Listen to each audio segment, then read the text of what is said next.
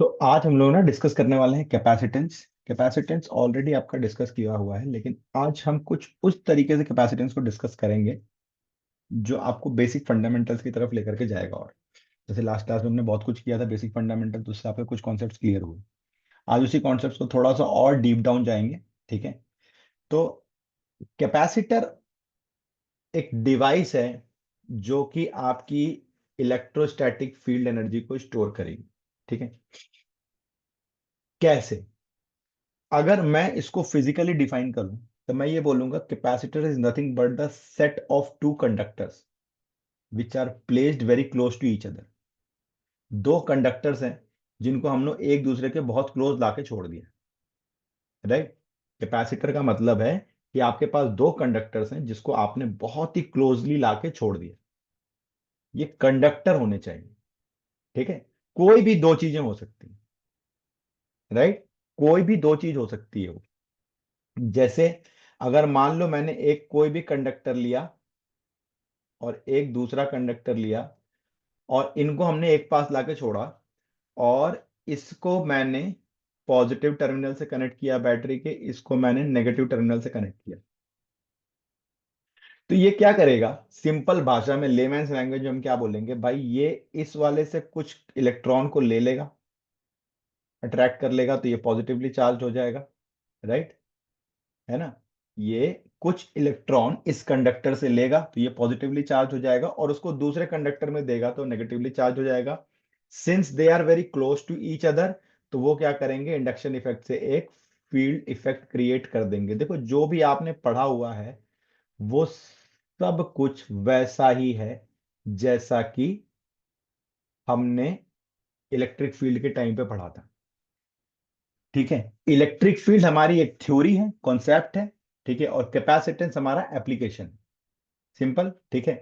Induction एक concept है, capacitance उसका एप्लीकेशन है। कैपेसिटेंस क्या मतलब ये नहीं है कि दो पैरेलल प्लेट आएगी तो वही कैपेसिटर होगा।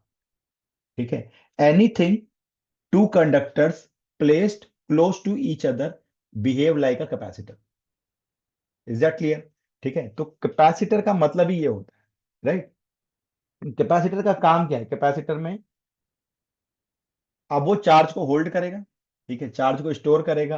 अगर वो चार्ज को स्टोर कर रहा है, अगर दोनों प्लेट को हमने आमने सामने रखा, वो चार्ज को स्टोर कर रहे हैं, तो मीनवाइल उसमें एक एनर्जी स्टोर्ड होगी।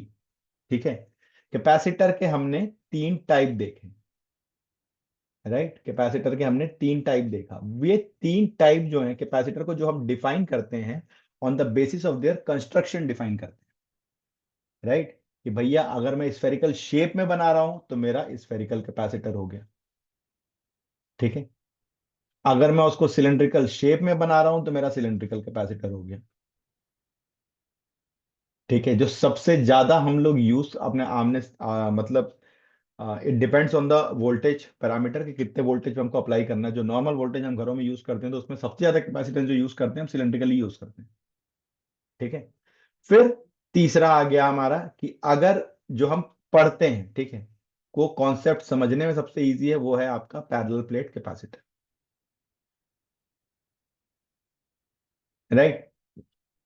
अब जब कैपेसिटर पे, कैपेसिटर का मतलब क्या है कि यार किसी भी चीज से तुम, जैसे हम इसको बोल रहे हैं कि जो बैटरी है, लेमैन्स लैंग्वेज में बोलें तो ये एक कंडक्टर जहां से आपने पॉजिटिव टर्मिनल को टच किया है, ये पॉजिटिव टर्मिनल इलेक्ट्रॉन को अपने पास ले लेगा। तो किन इलेक्ट्रॉन को अपने पास लेगा? फ्री इलेक्ट्रॉन्स को। तो कैपेसिटर डिफाइन ये करता है कि किसी भी चीज की चार्ज होने की कैपेसिटी कितनी है। राइट। किसी भी सरफेस के चार्ज होने की कैपेसिटी कितनी। सिंपल है। ठीक है। तो कैपेसिटर्स का मतलब यही है। ऐसा नहीं कि आपने बैटरी लगा दी तो वो बैटरी, मतलब मैं बड़ी थोड़ी बैटरी लगा दूं, ज्यादा वोल्टेज की लगा दूं तो कैपेसिटेंस बढ़ता चला जाएगा, ऐसा कुछ नहीं होने वाला। ठीक है। जितने फ्री इलेक्ट्रॉन है उतना ही कैपेसिटी चार्ज करेगा ना वो। तो हम यहाँ पे क्या बोलते हैं, जो चार्ज यहाँ पे जनरेट होगा, ठीक है, हमारा पर्पस क्या है? हमने यहाँ पे एक सोर्स यूज किया, वोल्टेज यूज किया, और उस वोल्टेज का पर्पस क्या है? हमारा वोल्टेज, हमारा काम क्या करने जा रहा है यहाँ पे? इलेक्ट्रिक फील्ड को जनरेट करने जा रहा है। उस इलेक्ट्रिक फील्ड के कारण क्या होगा? हमारे पास एक एनर्जी स्टोर होगी। सिंपल है। ठीक है। हम पोटेंशियल डिफरेंस, पूरा जो घर है, जो हम लाइट है, जो सब कुछ है, जो हम बात कर पा रहे हैं आज, ये वीडियो कॉन्फ्रेंस के थ्रू में। ये सारी चीजें पोटेंशियल डिफरेंस पे क्रिएटेड है, आपको पता है। तो पोटेंशियल डिफरेंस का काम क्या है? एक डायरेक्शन में इलेक्ट्रिक फील्ड दे देना, ठीक है। और उस इलेक्ट्रिक फील्ड का काम क्या है? आपका चार्ज को एनर्जाइज करके अपने लैटिस के विद इन मूव करवाना, सो दैट एक वेव पास ऑन हो सके, एज सिंपल एज दैट। ठीक है, कोई इसमें रॉकेट साइंस नहीं है। तो जो चार्ज है that will be directly proportional to voltage. और जब हम इसे इक्वालिटी में लेकर के आते हैं तो ये इक्वल कब होगा, कौन इसको इक्वल करेगा? ये देखो हम कई बार डिस्कस कर चुके हैं कि प्रोपोर्शनैलिटी साइन क्यों लगता है फिजिक्स में। ठीक है, ये क्लास 11 से हम डिस्कस करते आ रहे हैं कि किसी भी चीज में प्रोपोर्शनैलिटी साइन क्यों लगाते हैं। इसलिए लगाते हैं कि इन फैक्टर के अलावा कोई फिजिकल फैक्टर है, राइट, मॉलिक्यूलर स्ट्रक्चर है, फिजिकल फैक्टर है, वो आपका एक्ट कर रहा है। तो हमें पता है कि कैपेसिटेंस आपका क्या होता है, फिजिकल पैरामीटर ही तो है, हम प्रूव कर चुके हैं। ठीक है, तो अगर हम लोग पैरेलल प्लेट कैपेसिटर की बात करते हैं, ठीक है, अब एक छोटा सा हम लोग यहाँ पे एक चीज देखते हैं, ठीक है। तो Q is equal to C V होगा, है ना, चार्ज हमने दे दिया। अब एक छोटा सा सवाल, कितने प्रतिशत भारतीय यहाँ पे बिना पेन कॉपी के बैठे हैं, ये बताओ मुझे। जो लोग बिना के पेन कॉपी के बैठे हैं वो अपना जो फटाफट से हैंड रेस करो।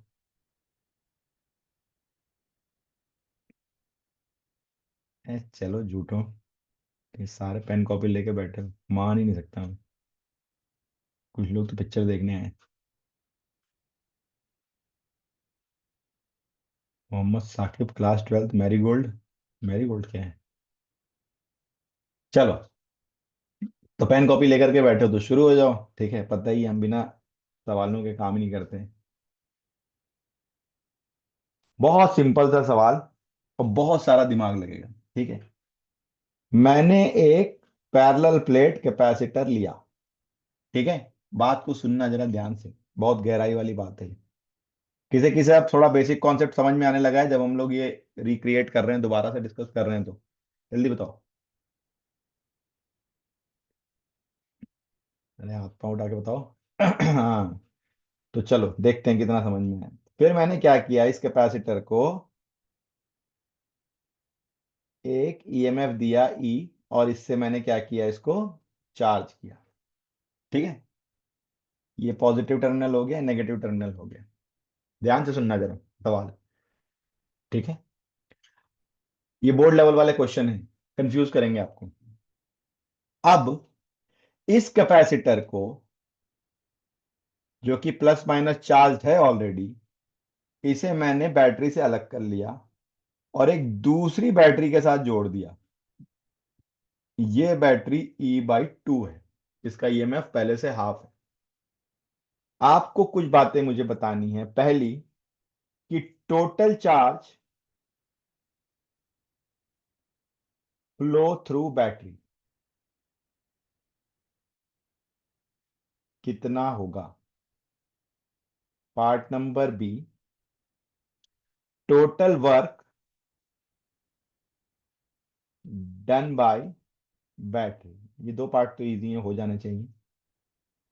And part number C, heat dissipated in the circuit during the process.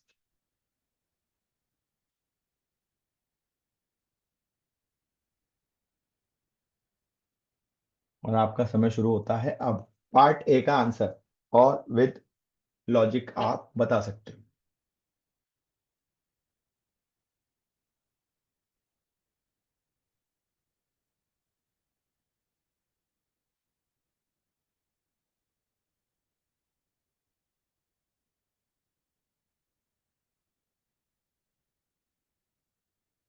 जब हमने इसको रिकनेक्ट किया है तो बैटरी के पॉजिटिव से इस पॉजिटिव को ही कनेक्ट किया है।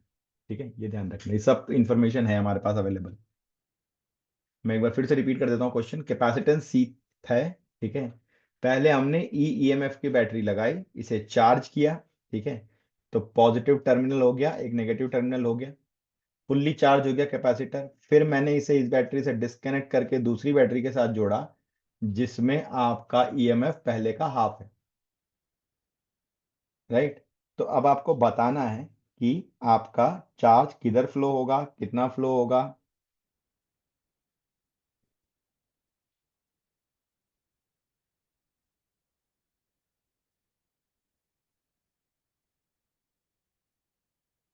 जल्दी जल्दी सर, जल्दी जल्दी।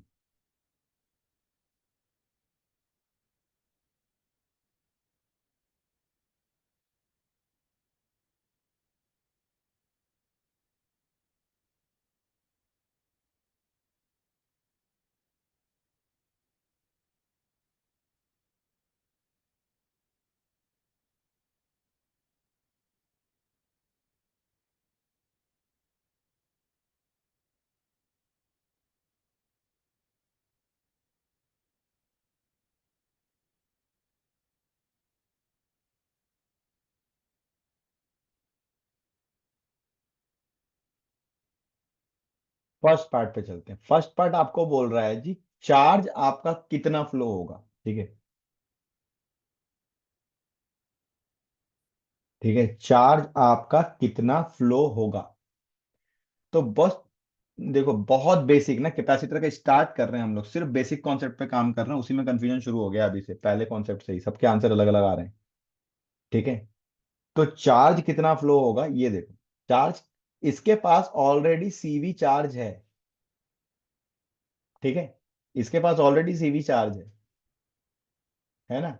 मतलब अगर मैं ये बोलूं तो इस कैपेसिटर के अक्रॉस में, इस कैपेसिटर के अक्रॉस वी वोल्टेज है।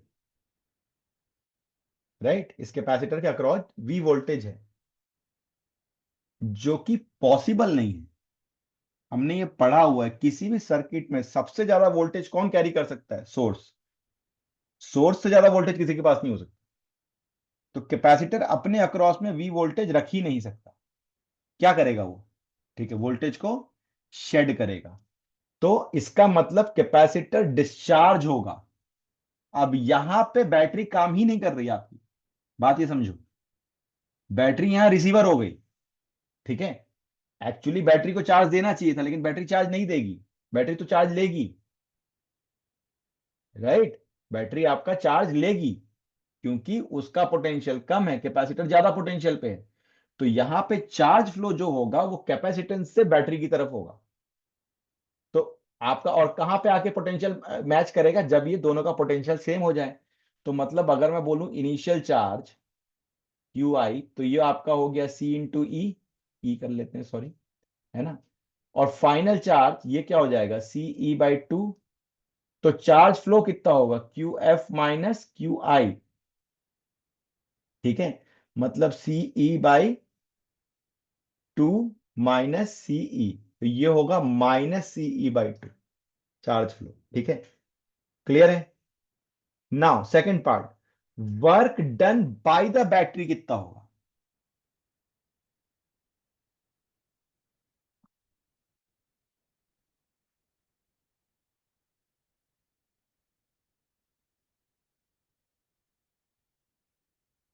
देखो, हर चीज को ना फॉर्मूला अप्लाई करने की कोशिश मत करो, मैं बार बार बोल रहा हूं, अभी भी कुछ नहीं बिगड़ा है, बहुत टाइम है, क्योंकि आप एक लेवल तक क्वेश्चन ऑटोमेटिकली सॉल्व कर पाते हो।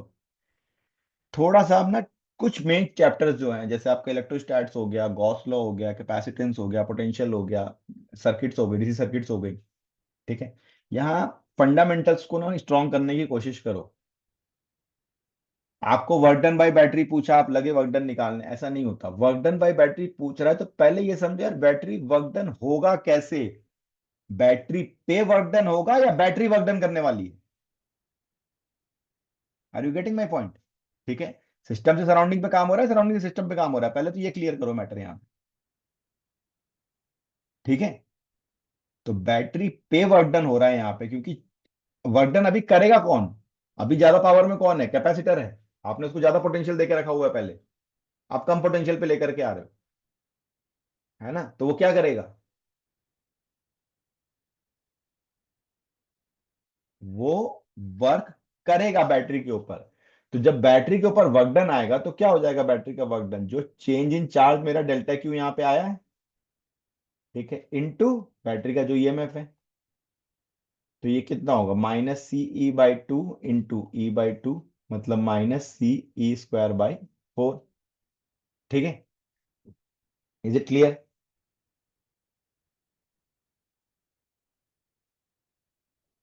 राइट,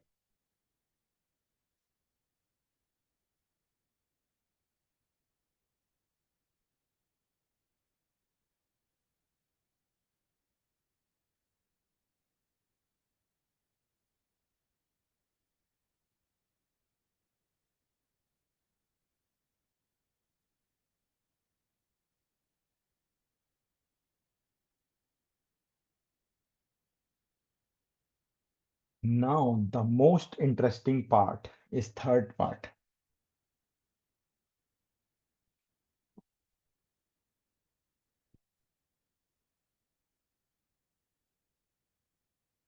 भैया सर्किट का वोल्टेज E/2 ही है। ई पे नहीं रह सकता वो। ई तो डिसिपेट हो गया। ठीक है। The most interesting part is the third part कि इस पूरे प्रोसेस में हीट डिसिपेशन कितना होगा। ठीक है। ये बहुत इंटरेस्टिंग है। ये पार्ट बहुत इंटरेस्टिंग है। देखो इसमें बहुत सारी चीजें हैं। ठीक है। आपको क्या समझना क्या है, देखो यहाँ पे दो चीजें हैं अलग अलग, है ना। ये क्वेश्चन बहुत फंडामेंटल है, जो देखने में इतना आसान सा दिख रहा है, इतना आसान है नहीं, खतरनाक क्वेश्चन है ये। और आजकल कहीं से भी कुछ भी उठा के पूछ देते हैं, इवन बोर्ड में भी। तो कॉन्सेप्चुअली स्ट्रांग रहो, कुछ टॉपिक बार बार बार मैं आपको बोल रहा हूँ, इलेक्ट्रोस्टैट्स हो गया, ऑप्टिक्स हो गया, यहाँ बिल्कुल फंडामेंटली स्ट्रांग रहो। यहाँ पे ना बैट जो आपका कैपेसिटेंस जब आप चार्ज करके लेके आए, बात समझो। क्वेश्चन को घुमाया कैसे इसने, हमने पहले क्या पढ़ा हुआ था, पहले हमने ये पढ़ा हुआ है कि एक चार्ज कैपेसिटर को दूसरे चार्ज कैपेसिटर के साथ हम लोग ज्वाइन करते हैं, प्लस को प्लस के साथ जोड़ते हैं, माइनस को माइनस के साथ जोड़ते हैं, तो वो तब तक फ्लो होगा जब तक कि कॉमन पोटेंशियल अचीव ना हो जाए। ये पढ़ा हुआ है ना। यहाँ पे वो आपके साथ में खेल गए। उन्होंने क्या किया कि दूसरे एंड पे कैपेसिटर नहीं लगाया, बैटरी लगाई, वो भी कम वोल्टेज की। ज्यादा की लगाते तो इजी था, ज्यादा की लगाते तो सवाल बहुत इजी था, कम की लगा दी उन्होंने। जैसे ही आप कम वोल्टेज की बैटरी लगा रहे हो तो कैपेसिटर ज्यादा एफिशिएंट है मेरे सिस्टम में अभी। ठीक है। कैपेसिटर आपके सिस्टम में ज्यादा एफिशिएंट है। बात समझो। तो एक तो कैपेसिटर के अपनी पोटेंशियल एनर्जी उसकी चेंज हो रही है। बात समझो जरा। ठीक है। एक तो उसकी अपनी पोटेंशियल एनर्जी चेंज हो रही है, राइट। दूसरा, जो बैटरी है वो E/2 ही रहेगी। भाई कैपेसिटर को अगर आप एडिशनल चार्ज देते हो तो चार्ज एड ऑन होगा, बैटरी को चार्ज दोगे, बैटरी क्या करेगा उस चार्ज का। उसे तो जरूरत ही नहीं है, बोले यार मैं तो अपनी E/2 के हिसाब से प्रोड्यूस करता हूं, मेरे को एक्स्ट्रा चार्ज की जरूरत ही नहीं है। बैटरी का उससे चार्ज से क्या लेना देना। लेकिन चार्ज तो सर्किट में है। पोटेंशियल तो इक्वल होना पड़ेगा। और पोटेंशियल कौन सा इक्वल होगा, जो बैटरी का है, जो सोर्स का है। क्योंकि वो तो E/2 से मानेगा नहीं, वो तो E/2 पे ही रहेगा। तो यहां पे आपके पास ना, ये जब अगर बैटरी मैंने कम वोल्टेज की लगा दी तो हम फंस गए। ठीक है। तो बैटरी मैंने कम वोल्टेज की लगाई तो हम फंस गए। फंसे कैसे कि आप जब मैं हीट डिसिपेशन की बात कर रहा हूं, जब वर्क डन बाय बैटरी तक तो मामला सही है। ठीक है। कि बैटरी पूरे सर्किट का पोटेंशियल E/2 ही हो जाना है, तो नेट चार्ज जितना चेंज हुआ वो नेट पोटेंशियल से मल्टीप्लाई कर दिया, मेरे को मिल गया बैटरी का वर्क डन। ठीक है। Work done, what is work done, what is work done.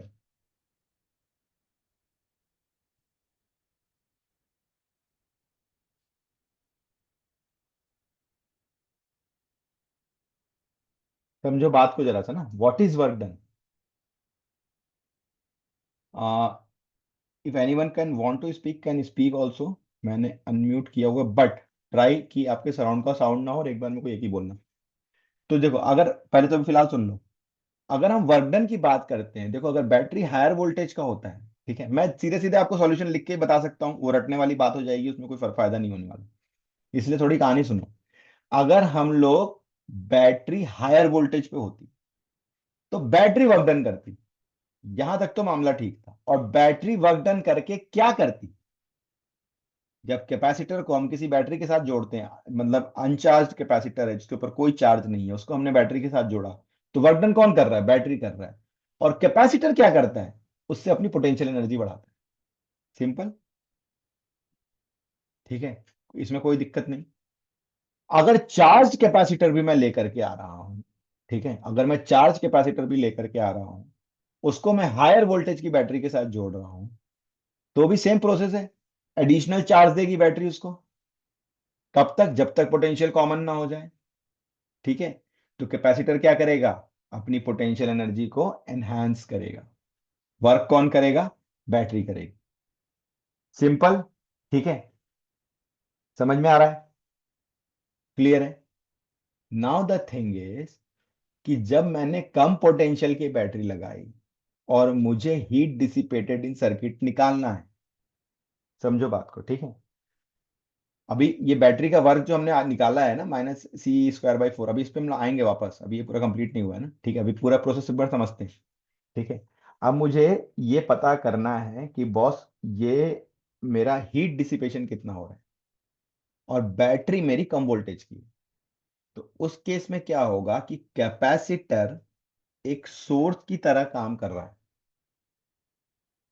और वो तब जाके कॉमन पोटेंशियल पे आएगा जब उसका ईएमएफ कितना हो जाएगा, E/2 आ जाएगा। बात सुनना जरा ध्यान से, ठीक है? कब हो जाएगा? जब उसका ईएमएफ आपका E/2 आ जाएगा। तो कैपेसिटर का पोटेंशियल एनर्जी चेंज होगी। Is that clear? कि कैपेसिटर की अपनी पोटेंशियल एनर्जी चेंज होगी, पहली बात तो ये है ना। और मीनवाइल बैटरी भी कुछ वर्क डन करेगा, इस पूरे प्रोसेस को एडमिनिस्टर करने का काम बैटरी करेगी। तो बैटरी भी वर्क डन करेगी, ठीक है? हमें यहाँ पे दो तरीके से चीजों को देख रहे हैं, हम दो तरीके से यहाँ पे काम कर रहे हैं। हम क्या बोल रहे हैं? पहला तो ये बोल रहे हैं कि change in potential energy of capacitor कितना होगा, पहले हम ये निकालें, ठीक है? Change in potential energy of capacitor, ठीक है? तो चेंज इन पोटेंशियल एनर्जी जब हम निकालते हैं तो क्या निकालेंगे हम? You final minus you initial, ठीक है? चेंज का मतलब भी होता है फाइनल माइनस इनिशियल। अब यू फाइनल कितना हो जाएगा? हाफ सी इंटू E/2 का square, half CV², minus half CE², ठीक है? राइट? तो ये कितना हो जाएगा? 1/8 CE² माइनस हाफ CE²। तो ये हो जाएगा -3/8 CE²। तो बैटरी का पोटेंशियल एनर्जी जो है वो आपका क्या हो रहा है? लॉस हो रहा है। समझ में आ रहा है? बैटरी का जो पोटेंशियल एनर्जी है वो लॉस हुआ, -3/8 CE² हुआ। क्लियर है?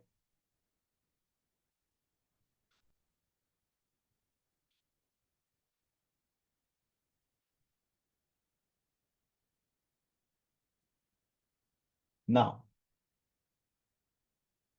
अब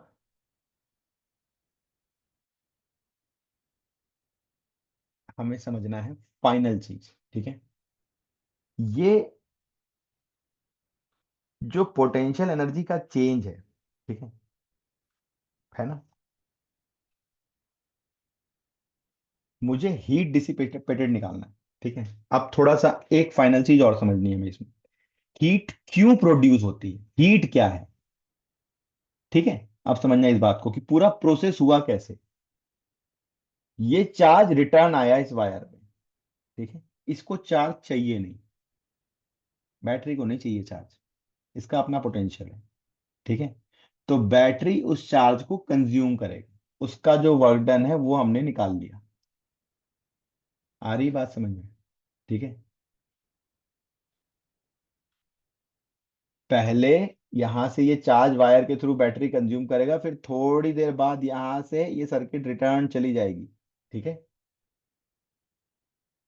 तो जो ये पोटेंशियल एनर्जी का चेंज हुआ, जो लॉस हमें दिख रहा है कि भाई आपकी फाइनल पोटेंशियल एनर्जी कम है, इनिशियल पोटेंशियल एनर्जी ज्यादा है, तो जो पोटेंशियल एनर्जी का लॉस हुआ, ठीक है, that is basically the work done by the primary voltage E on the circuit. Is that clear? ठीक है? अगर मैं बोलूं कि क्योंकि शुरू में ये बैटरी कुछ काम नहीं कर पा रही E/2, इसके कंट्रोल में नहीं, ये सिर्फ चार्ज को रिसीव करके न्यूट्रलाइज कर रही है। बात समझो, ठीक है? तो उस पीरियड में कितना काम हुआ आपका? वर्क डन कितना हुआ? 3/8 CV², ठीक है? ये किसने किया? ये एक primary capacitor as a energy provider काम कर रहा है वहां पे, एज अ सोर्स काम कर रहा है वहां पे उस वक्त। ठीक है। प्लस उसी समय उस बैटरी को, उस चार्ज को न्यूट्रलाइज करने के लिए भी काम करना पड़ा। ठीक है, कितना? -CE² by 4। बात समझो, बैटरी को जो न्यूट्रलाइज करवाना है उसके लिए भी हमको थोड़ा वर्क करना पड़ा बैटरी के साथ में ना। तो वो कितना करना पड़ा? CE² by 4।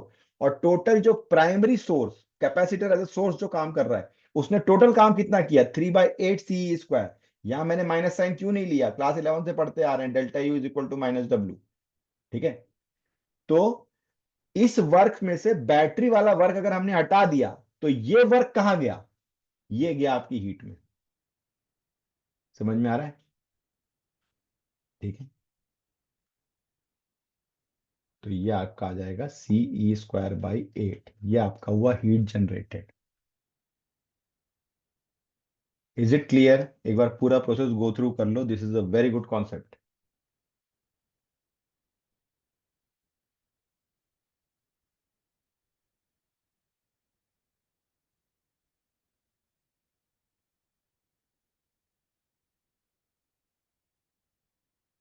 कुछ दिमाग की नसें हिली इसके साथ में कि नहीं हिली? समझो, इसमें बस मतलब खाली सोर्स को प्राइमरी वोल्टेज से कम करके आपकी क्वेश्चन में तबीयत से बैंड बजाई जा सकती है ना। अगर ज्यादा होता तो कोई चैलेंज नहीं था, ज्यादा काम करना आता है क्योंकि तब सोर्स हमारा सोर्स है ना जी। क्लास के अंदर टीचर खड़ा है, टीचर को सबसे ज्यादा नॉलेज है, अज्यूम्ड। ठीक है। कोई पंगा नहीं है, पंगा होना ही नहीं है। राइट। कोई टेंशन नहीं होनी है।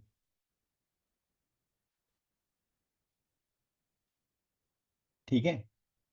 टीचर आपको नॉलेज बांटेगा, वर्क कौन करेगा? टीचर करेगा। आप अपनी पोटेंशियल एनर्जी बढ़ाओगे, चले जाओगे, कैलकुलेशन ईजी है।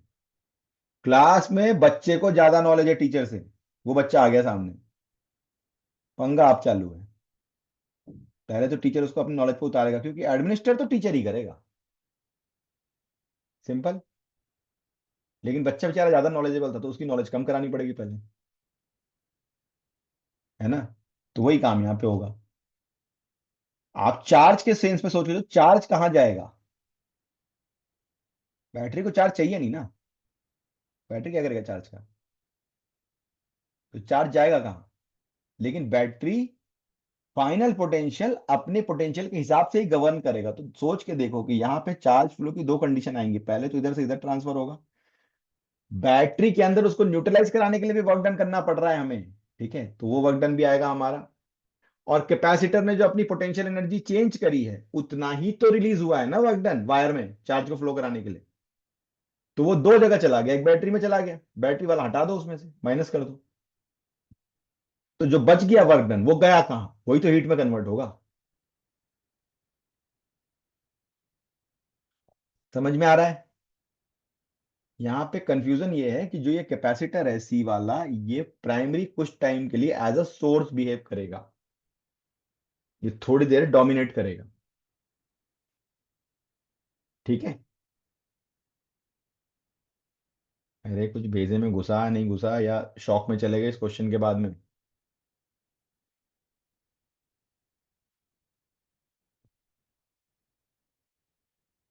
किसको किसको शॉक लगा थोड़ा सा ये बताओ।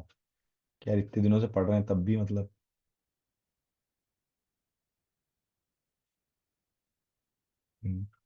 मतलब सर रात में आपने क्लास रखी किस लिए? मतलब हमें बेइज्जत करने के लिए? बहुत मस्त मस्त मैंने चीजें आज ढूंढी हुई तुम्हारे लिए, बहुत मजा आने वाला है तुम्हें। है ना, पूरी रात हम ऑनलाइन लाइव रह सकते हैं, कौन कौन रह सकता है?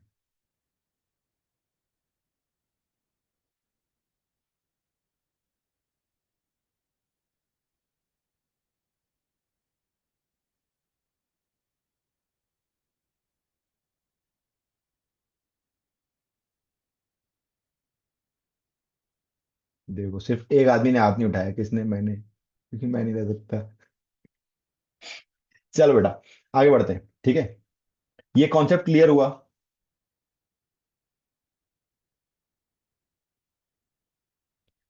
अभी तक हमने जो पढ़ा है इलेक्ट्रिक फील्ड में, उसको हम कोशिश कर रहे हैं कैपेसिटेंस के टर्म में सोचने की, बस। ठीक है। एक और बेहतरीन सी चीज, ये पड़ी हुई चीजें आप हमारी। अब यहां से देखो, एक चीज समझते हैं कि मान लो अगर हमने दो प्लेट, कैपेसिटर मतलब क्या, देखो एक फंडामेंटल आपका क्लियर हुआ होगा, पिछले 2 दिनों से हम डिस्कस कर रहे हैं। कैपेसिटर मतलब क्या? कैपेसिटर मतलब दो कंडक्टर जिनको एक शॉर्टर डिस्टेंस पे हमने रख दिया और उसको सोर्स के साथ कनेक्ट कर दिया, सिंपल। तो वो एनर्जी स्टोर कर लेगा, उसके बीच में अपनी फील्ड लाइन क्रिएट कर लेगा वो, राइट। हमेशा parallel plate epsilon naught A by D, इसी टर्म में हमें नहीं सोचना है, ठीक है। अभी हम फंडामेंटल्स पे काम कर रहे हैं, अभी हम कैपेसिटेंस के बेसिक कॉन्सेप्ट को क्लियर करने की कोशिश कर रहे हैं। हमारे पास में एक पैरेलल प्लेट कैपेसिटर है, ठीक है। अब समझो, यहां से आपको क्या बोल रहा है, अब पैरेलल प्लेट कैपेसिटर, ठीक है, ये हमारे पास है, इसका कैपेसिटेंस सी है, ठीक है। अगर मैं बोलता हूं कि एक पैरेलल प्लेट कैपेसिटर है साहब और इसका कैपेसिटेंस सी है, इसका मतलब क्या समझ में आया? बॉस, ये फंडामेंटल, अगर मैं बात कर रहा हूं जी, मेरे पास में एक कैपेसिटर है, ठीक है, उसका कैपेसिटेंस सी है, ठीक है, तो उसका सिंपल सा मतलब है भाई, मैंने उसे सोर्स से जोड़ा, उसके बीच में इलेक्ट्रिक फील्ड प्रोड्यूस हुई, उस इलेक्ट्रिक फील्ड की वैल्यू होगी sigma by epsilon not, positive plate के कारण, sigma by 2 epsilon not, negative plate के कारण सिग्मा बाई 2 अपसाइलन नॉट, मिला के टोटल हो गई सिग्मा बाई अपसाइलन नॉट। ये इलेक्ट्रिक फील्ड जो है किसके कारण प्रोड्यूस हो रहा है आपका? वोल्टेज के कारण। तो इसमें अगर हम बीच के डिस्टेंस से मल्टीप्लाई करें, जो कि प्लेट के बीच का डिस्टेंस है ना, ये जो दिख रहा है हमें सेपरेशन डी, तो क्या हो जाएगा? Sigma by epsilon naught into D is equal to V, और v को हम लिख सकते हैं q by C. This is q is equal to C V, this is basically fundamental capacitance law. और c यहां पे क्या था? हमारा कांस्टेंट था। हमारा काम कहां से शुरू हुआ था? q directly proportional to v से। c मेरा कांस्टेंट है। कांस्टेंट का मतलब ही ये होता है, प्रोपोर्शनैलिटी साइन के साथ कोई भी कांस्टेंट आता है तो वो क्या डिफाइन करता है कि बॉस यहां पे कोई तीसरा फैक्टर है, that is basically a physical parameter. Are we clear? तो ये क्यू बाई सी होता है, ये होता है sigma by epsilon naught into D, ये हो गया sigma into A by C, sigma by epsilon naught into D, sigma से सिग्मा कैंसिल, तो कैपेसिटेंस की वैल्यू आती है epsilon naught A by D, right. यही तो मतलब हुआ। तो यार अगर मैंने दो प्लेट को आजू बाजू में लगा दिया of same cross sectional area, तो वो कैपेसिटेंस है, सिंपल ना। अगर दो प्लेट को हमने आजू बाजू में लगा दिया तो वो कैपेसिटेंस है, राइट। तो अगर मैंने लगा दिया, यहां पे एक प्लेट लगाया और उसके बाजू में एक और प्लेट लगाया, अब मैंने बोला जी इसका कैपेसिटेंस सी है, तो सी सुन के ना चार्ज, वोल्टेज, ये सब सोचना ही नहीं है। सी फिजिकल पैरामीटर है भाई, सी मतलब हो गया epsilon naught A by D. इसका चार्ज वोल्टेज से कोई लेना देना नहीं। चार्ज वोल्टेज तो हम सोर्स डालने के बाद क्रिएट करते हैं, ठीक है। अब आपको बोलता है कि जी इस पे आपका चार्ज क्यू है, इस पे आपका चार्ज -3 क्यू है, बात समझना। अब याद करो, charge distribution by Gauss law in parallel plates, है ना, वो यहां पे लगेगा, ठीक है। अब मैं आपसे कुछ छोटे छोटे से सवाल पूछूंगा, ठीक है, आप उसके जवाब देते जाओगे। आपको सबसे पहला आपको बताना है चार्ज एट इनर प्लेट्स क्या होगा, ठीक है। ये तो बड़ा आसान है, तो फटाक से बता दोगे, ठीक है। पोटेंशियल डिफरेंस बिटवीन प्लेट्स, अब मैंने सोर्स नहीं लगाया, मैंने आपको चार्ज बताया, अब मैं पोटेंशियल डिफरेंस पूछ रहा हूं आपसे, है ना। अब बातें घूमनी शुरू होंगी आपके लिए, ठीक है। अब मैं देखता हूँ किसको कितना कॉन्सेप्ट समझ में आता है। आंसर करते जाना, मैं क्वेश्चन लिखते जा रहा हूं आपके लिए।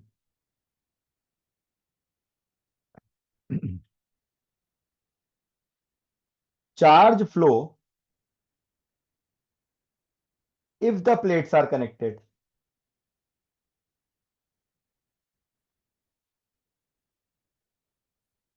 right? Energy lost by the capacitor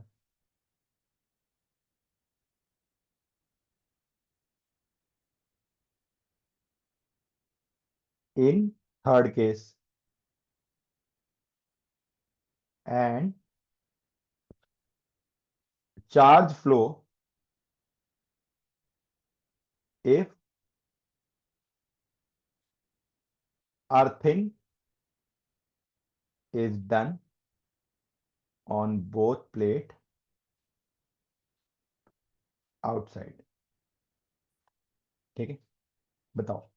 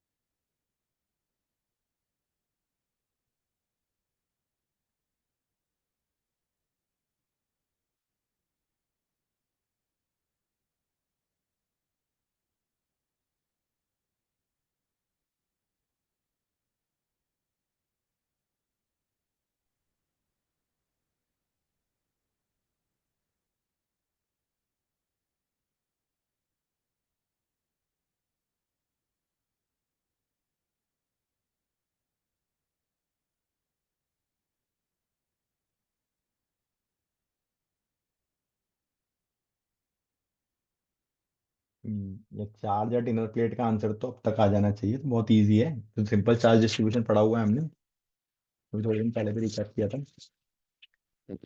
ठीक है। हाँ बिल्कुल, +2q - 2q। क्या होता है इनर प्लेट में, क्या रहता है, Q1 - Q2/2। तो Q -(-3q) मतलब 4q/2 मतलब +2q।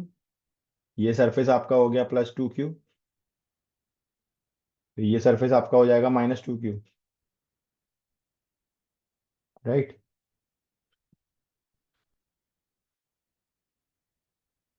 तो इधर आप देखोगे तो आपको मिलेगा -q, और इधर भी आप देखोगे तो आपको मिलेगा -q। सिंपल ना।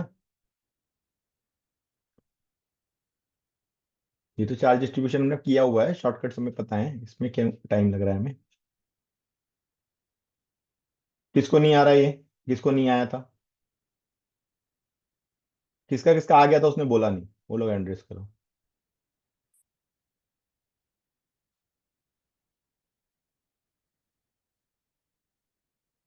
ये तो सिंपल है बेटा, इसमें कंफ्यूज नहीं होना, इसमें क्या ही मुश्किल है, तो सिंपल हम कर चुके हैं, ठीक है बेटा।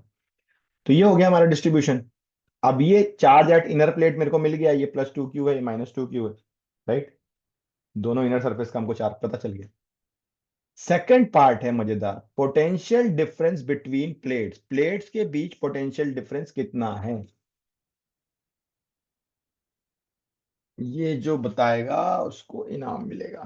Potential difference between plates.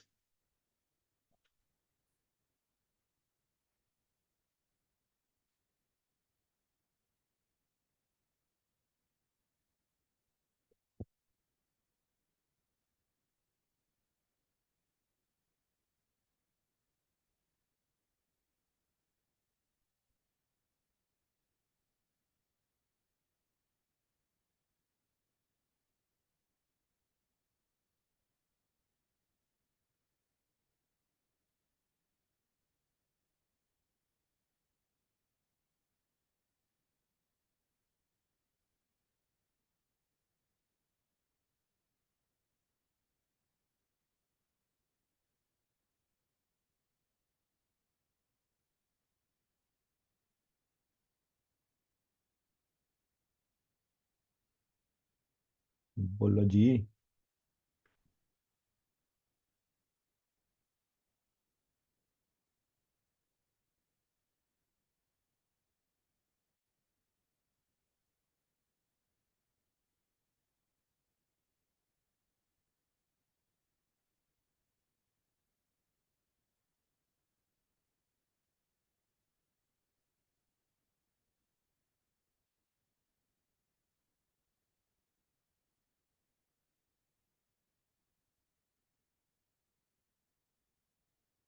देखो, अगर आपसे ये पूछा जाए कि चार्ज ऑफ कैपेसिटर क्या है ना, आपसे ये पूछा जाए जी चार्ज ऑफ कैपेसिटर क्या है। चार्ज ऑफ कैपेसिटर ये इनर प्लेट का चार्ज है ना, 2Q, राइट। तो 2Q/C यही होगा ना voltage. Q is equal to C V, तो V is equal to Q/C। तो चार्ज ऑफ कैपेसिटर जो है वो इनर प्लेट का चार्ज होता है, आउटर प्लेट पे तो हम वायर लगा देंगे। समझ में आ रही बात। तो ये हो जाएगा 2Q/C। अगर आपसे वोल्टेज ड्रॉप पूछ रहा है, इलेक्ट्रिक फील्ड इधर जाएगी, इंडक्शन इधर होने वाला है। E/D हमने यहाँ पे किया था, याद करो। इनर प्लेट के लिए किया हुआ है सारा काम, है ना, सब पढ़ लिया। डेरिवेशन, इसलिए डेरिवेशन गलत हो जाती है या होती नहीं है ना त्यागी जी।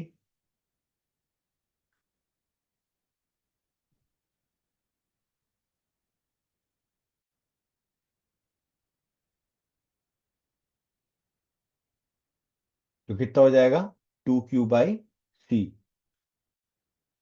है ना।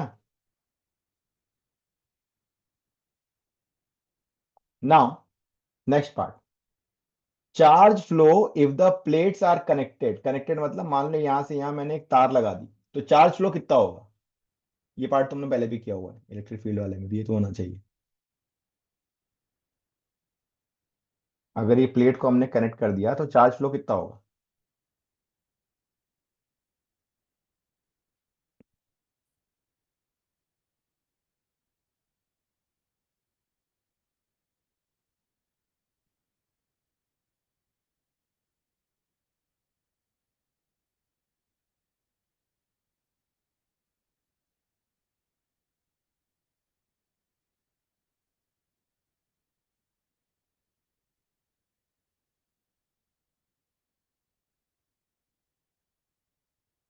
चार्ज फ्लो 2Q ही होगा ना।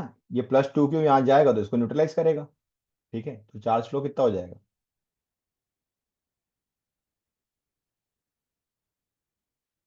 2Q होगा। ठीक है। Energy lost by the capacitor in third case, इस केस में कैपेसिटर की एनर्जी लॉस कितनी होगी। ये अच्छा सवाल है।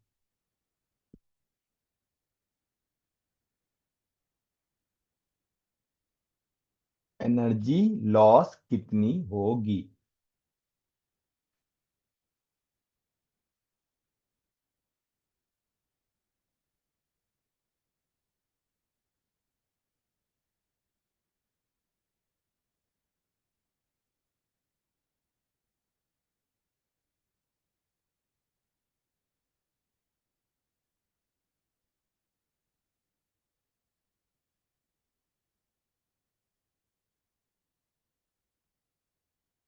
एनर्जी लॉस उतनी ही होगी जितनी शुरू में स्टोर थी। एक बार आपने तार लगा दिया तो पूरा एक कंडक्टर बन गया ना,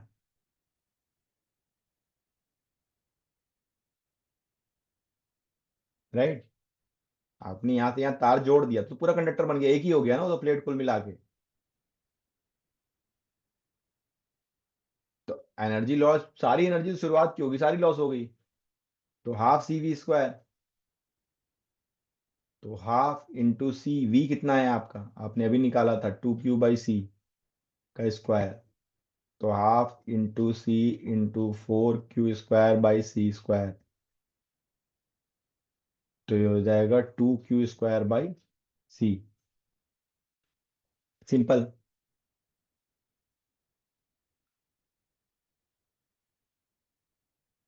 उसके बाद आपसे लास्ट पार्ट में पूछ रहा है कि अगर मान लो यहां पे मैंने अर्थिंग कर दी दोनों के आउटर प्लेट्स पे। ठीक है, दोनों के आउटर प्लेट पे हमने अर्थिंग कर दी, तो क्या होगा, चार्ज फ्लो कितना होगा।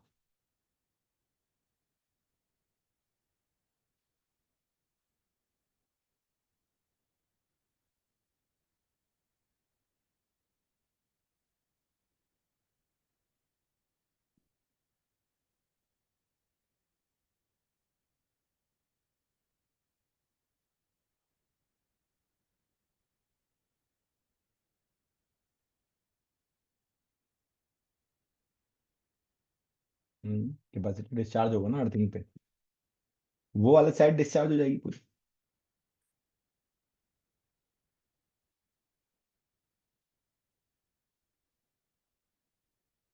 अर्थिंग करोगे तो कैपेसिटर डिस्चार्ज हो जाएगा आपका।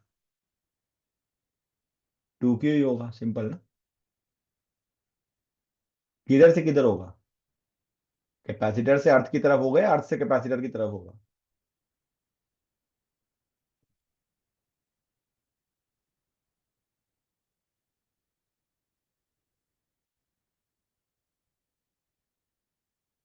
नेगेटिव वाला साइड बाहर है ना बाबा। तो कैपेसिटर से अर्थ कैसे होगा? अर्थ से कैपेसिटर होगा ना। न्यूट्रलाइज कहाँ से कैसे होगा अदरवाइज वो? जो आपका कैपेसिटर का चार्ज है 2Q, वही फ्लो होगा, ये तो डन। लेकिन डायरेक्शन कैसे देखेंगे? नेगेटिव वाली प्लेट बाहर है ना मेरी, तो उसको न्यूट्रलाइज करना है, तो अर्थ से कैपेसिटर पे जाएगा। अच्छा देखो, अगेन अर्थ से कैपेसिटर पे जाएगा, आप भी बोलोगे क्या बकवास है, अर्थ से कैसे चार्ज आ सकता है? तो ये एक फील्ड की थ्योरी है। अर्थ से कोई चार्ज आ नहीं रहा है, लेकिन न्यूट्रलाइजेशन हमने पॉजिटिव नेगेटिव चार्ज बनाया क्यों? ऐसा होता थोड़ी है। ये हमने, याद करो जब शुरू किया था तब भी हमने डिफाइन किया था ना, पॉजिटिव नेगेटिव क्यों डिफाइन करते हैं इसको? क्योंकि हमें तो फील्ड की डायरेक्शन देनी है ना, इसलिए एक डायरेक्शन इंडिकेटर है कि अर्थ से उसकी तरफ चार्ज जा रहा है, इसलिए वो नेगेटिव हो रहा है। Is that clear? ये कॉन्सेप्ट समझ में आया? जल्दी बोलो।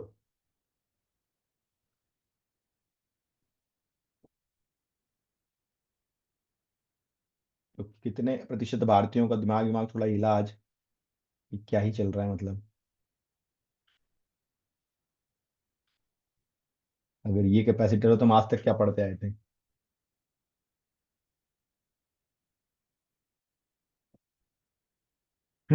जल्दी बताओ।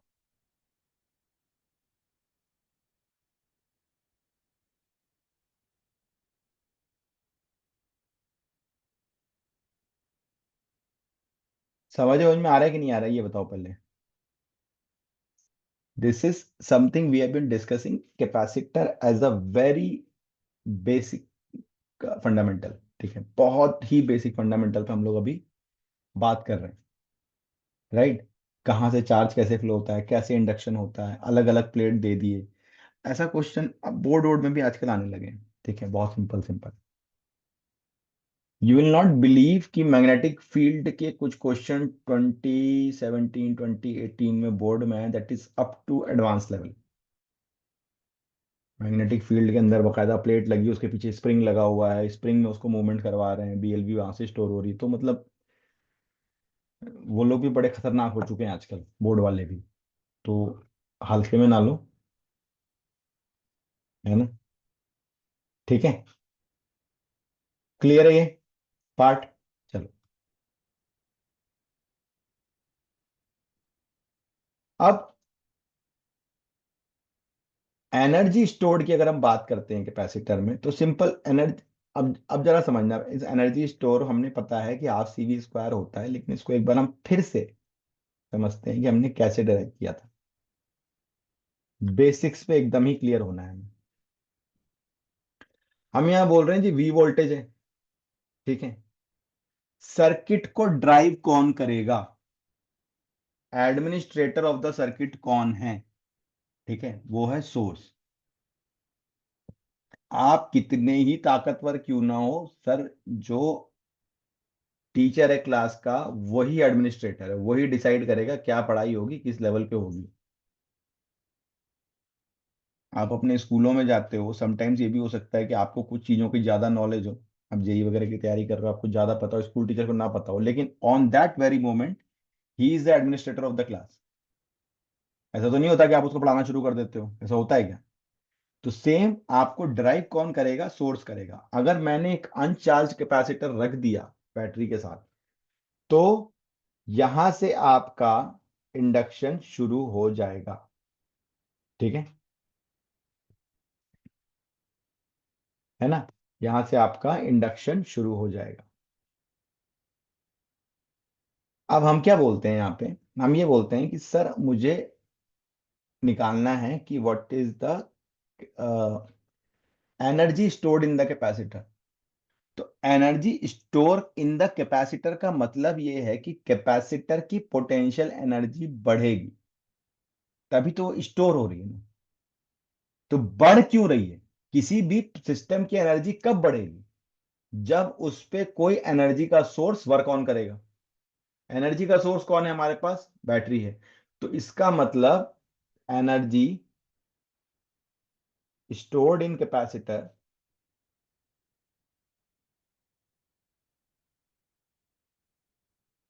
Is equal to work done by source, right. तो वर्क डन बाय सोर्स क्या होगा? क्यू इज आपका क्यू इंटू डीवी,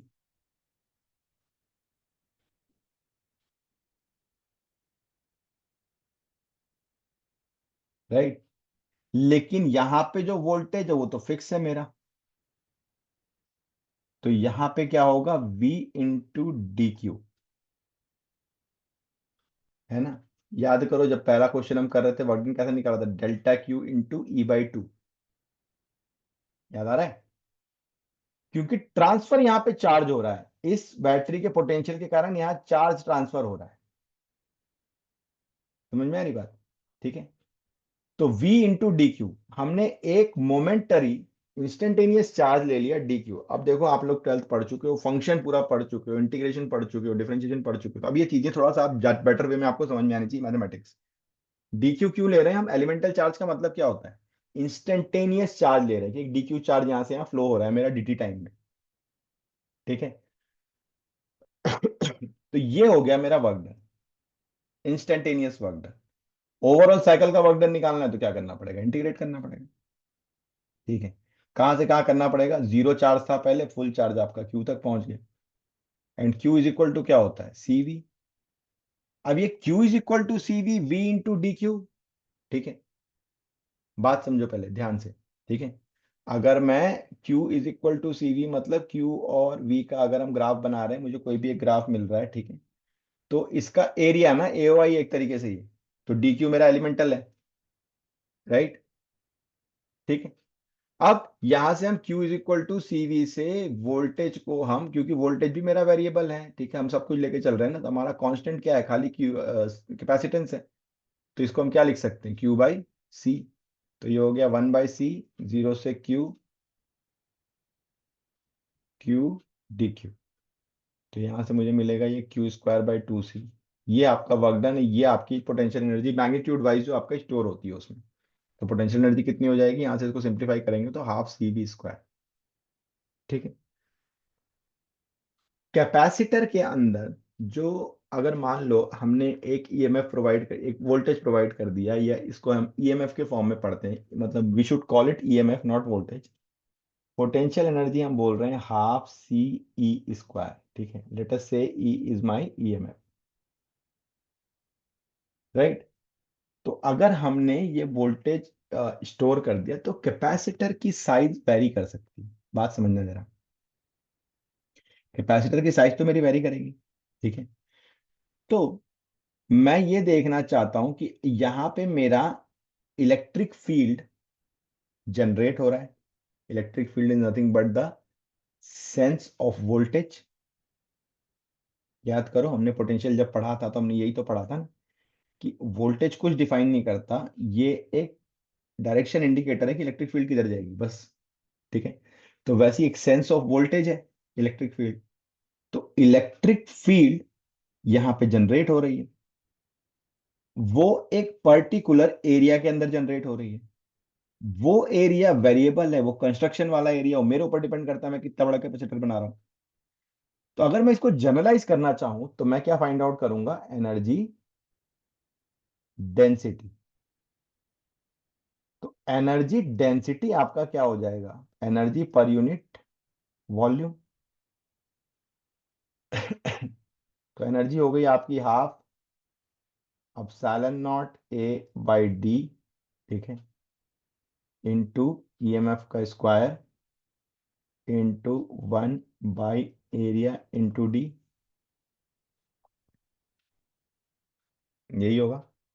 तो A से A cancel, half of साइलन not D square. EMF या वोल्टेज, अगर मैं इसको इलेक्ट्रिक फील्ड के टर्म में लिखना चाहूं तो क्या लिख सकता हूं? E into D. तो ई स्क्वायर डी स्क्वायर हो जाएगा, तो डी स्क्वायर कैंसिल, तो ये हो जाएगा half epsilon not E square. ये होती है आपकी एनर्जी डेंसिटी। और इलेक्ट्रिक फील्ड कितनी थी? Sigma by epsilon not. याद है? हमारी इलेक्ट्रिक फील्ड कितनी थी? Sigma by epsilon not. तो सिग्मा बाई अपसाइलन नॉट जो है वो तो फिक्स है ना, वो तो इररिस्पेक्टिव ऑफ एरिया है, हमें पता है, राइट? वो तो हमारा इररिस्पेक्टिव ऑफ एरिया है। तो एक तरीके से एनर्जी डेंसिटी हमें क्या बता देता है? एक जनरलाइज फॉर्म बताता है एनर्जी डिस्ट्रीब्यूशन का। समझ में आ रही बात? ठीक है।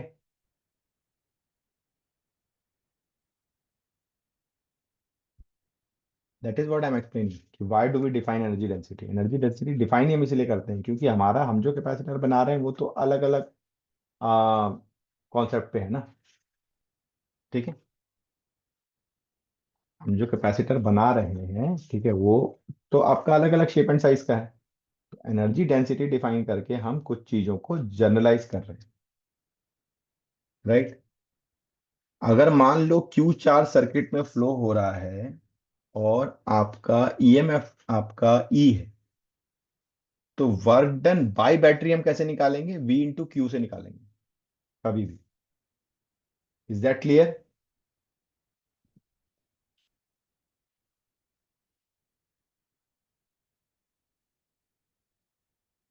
तो अभी हमने, आज जो हमने डिस्कस किया है बहुत ही बेसिक फॉर्म ऑफ, अभी आज जो हम डिस्कस कर रहे हैं हम लोग बहुत ही बेसिक फॉर्म ऑफ कैपेसिटेंस को हमने डिस्कस किया है। ठीक है।